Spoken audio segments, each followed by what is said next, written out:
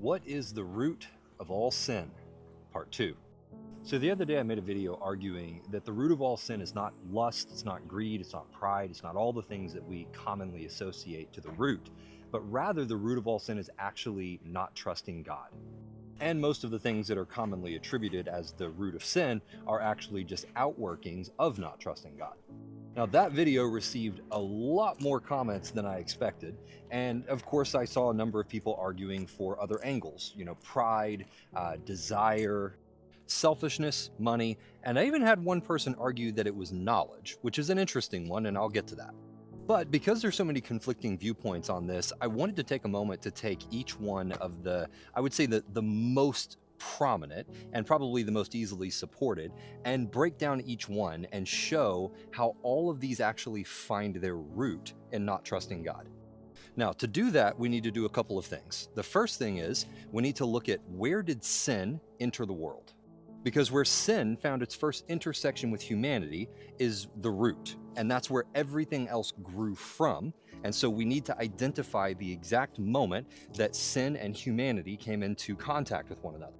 Now in Romans it says that sin entered the world through the one man, and we know that that man is referring to Adam. So if we want to identify where and how sin entered into the world, we simply need to go back to Genesis and look at the interaction with Adam and Eve. And since we're trying to get to the root cause of sin, we more specifically need to look at their motivations. Why did they choose to sin? Because in their motivation is where we discover the root cause of sin that was transferred to all of us through our DNA. Now, I already made the argument in my other video why I believe that them distrusting God was the motivation. So instead, let's now take each of the primary motivators that everybody brought up: money, pride, selfishness, desire, and knowledge, and let's evaluate whether or not those actually make sense in the context of Adam and Eve, and whether it's possible for those things to precede sin, or whether those things are an outcome of sin. So let's start with money, because this is honestly the easiest one. Saw a number of people quoted that the root of all evil is the love of money. Now, there are a number of ways that we could chop this one up, but I think the simplest way to look at it is that money didn't exist in the Garden of Eden. And even if you wanted to take the position that when he says money, he's actually talking about the spirit of mammon, which is a whole other issue regarding provision, that wouldn't make sense in that environment either, because they were already fully provided for in every possible way. And as far as we know, the spirit of mammon was not in the garden or active in the garden in any way, because sin had not yet entered the world. And lastly, by definition, evil is actually an outcome of sin, because sin is lawlessness and evil is the result of lawlessness. And since we know that the result can't precede the cause, this wouldn't work in this context outside of all the other things that I just mentioned. So next, let's look at pride, because I think pride probably has the strongest argument outside of maybe desire. Now, the reason that pride has such a compelling case is because much of what we read in Scripture seems to indicate that Satan's fall was due to pride.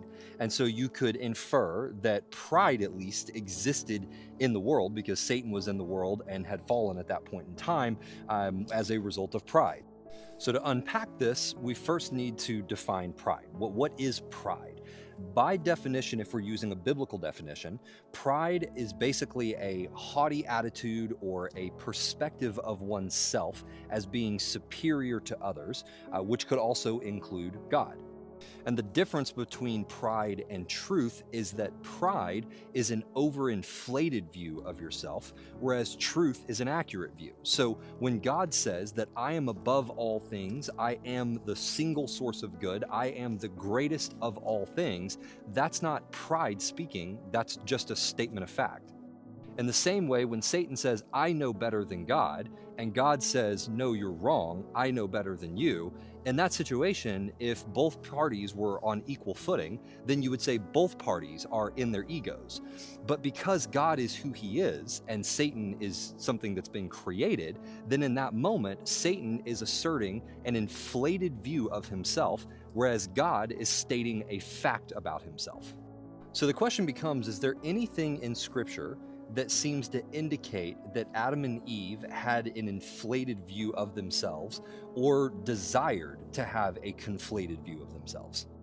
And I would say, based on the environment and the circumstances and what we know, that they were naked and unafraid, that they walked with the Lord on a regular basis, all of those things would suggest to me that pride was not an issue. If anything, they were naive, incredibly naive. But let's run with the assumption that maybe pride was there. Maybe, Adam was feeling a way about being less than God and, felt like he needed to somehow be at God's level. So let's just assume that motivation or that seed was already there. The issue is that it can't be the root of sin because Adam never acted on it until something very specific happened. Because remember, we said that it is the root cause. Okay, that means that it has to be the primary root catalyzing factor that caused sin to enter into the world. And we know that Adam and Eve walked with God for a period of time before ever eating of the fruit, and there was a very distinct moment that triggered them actually eating the fruit. And it wasn't pride. In fact, we know that it wasn't pride because it's very explicitly laid out in Scripture. It was the moment that Satan accused God of lying, and they didn't have an answer for it. Another way you could say this is at the very moment that Satan destabilized Adam and Eve's trust in God, whatever motives they had that might have led them to eat the fruit, leading up to that moment, it was only when Satan destabilized their confidence that God was being honest and truthful with them that they chose to eat the fruit. And so while pride is a compelling option, I still think it fails the test because up to that moment, there's nothing in Scripture that seems to indicate that there would have been a reason to have pride or anything to have pride in. And instead, it was the moment that trust was destabilized that actually triggered them entering into sin. And so even if pride was a factor, which I certainly think is possible, it definitely can't be the cause or the root cause, because if it had been, they wouldn't have required the destabilization of trust to act on it. Now, before I move on from this, there is one other angle that you could take here, and you could say, well, Satan didn't need to go through a destabilization of trust in God in order to come to the pride that caused him to fall, and so therefore that argument breaks. There's just one problem with that argument. Something had to have triggered Satan to fall, and we don't have a clear understanding of what that something is. We could say that it was pride, but if that pride had existed for whatever period of time, there had to have been a catalyzing moment where God did something that Satan basically disagreed with to such a degree that he felt like he had a strong enough case to say that you're wrong and I'm right. Basically, even if the pride existed, there had to be a moment where Satan crossed over the threshold of having the belief to then actually acting on it. And that rebellion, that act of rebellion, was triggered by something. And just in case there's any lingering doubts, I would also make the argument that the angels have a completely different basis of relationship with God than humans, because the angels were made as servants. And so the relationship with God is not a relationship of trust. They don't have to trust God. The expectation is that they serve God, they follow God, they obey God, because that is what servants are expected to do. Whereas the relationship with humans is a trust-based relationship. God's expectation is that we come to trust him. And so because of the difference in relational basis, I think that also is a contributing factor here that we have to pay attention to as well. Another way you could put it is that an angel's motivation for rebellion would be that I don't like you as a boss, whereas a human's reason for rebellion would be I don't trust you as a father or as a creator. And so even the fundamental basis of our relationship, I think, precludes pride, because in that relationship, pride would more likely come after the point that you felt that you couldn't trust the person that's supposed to take care of you, because pride then becomes a defense mechanism. Whereas if you're a servant and you already have that relationship with God and you have a full awareness of who he is and what his capabilities are and how he operates, and then you choose to rebel, in that situation, pride would make sense because it's a disagreement with the way that he's going about things and the belief that you could do it better. I know I labored that point a little bit, but because that's one of the most compelling, I wanted to make sure that we hit it from all angles. Okay, next we have to look at selfishness, which I actually think is an easy one, because if you boil selfishness down in its simplest form, it is self-interest. The interest of preserving or ensuring the maximum amount of self-interest that is available.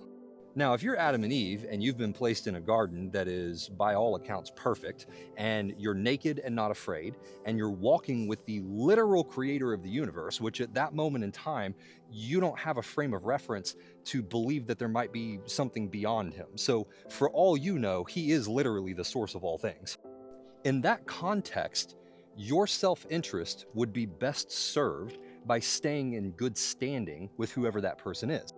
And the only way one might conclude that deviating from that good standing would somehow better serve their self-interest is if at some point in time, the trust that they had in that particular being to have their best interest in mind was somehow destabilized. Because otherwise, your starting point is this being told me that they have my best interest in mind.